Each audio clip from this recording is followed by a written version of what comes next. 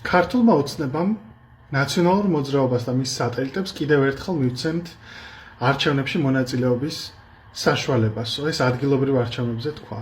რას ნიშნავს ეს? მაშინ როცა ისინი გვპირდებოდნენ, რომ ამ პარტიას და ზოგადად მთელ რეჟიმს გაასამართლებდნენ და მათ აღარ ექნებოდათ საშუალება ქართული პოლიტიკური სივრცის დაბინძურება თუ ათვისება.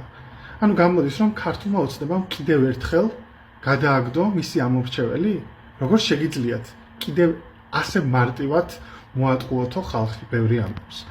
თუმცა რა გასაკვირია, რადგან სანამ ნაციონალური მოძრაობა არის ოპოზიცია, ქართულ ოცნებას ხალხისთვის არაფრის გაკეთება არ მოუწევს, მხოლოდ შეაშინებს იმ წარსულში არსებული საშინელი რეჟიმის დაბრუნებით, რომელიც სხვათა შორის არც თუ ისე არარეალურია, რადგან სწორედაც რომ სახელმწიფო დეპარტამენტი ამერიკის და მთელი ევროპა ედგა ნაციონალურ მოძრაობას და მათ ანაცვლეტებს ზურგს უკან.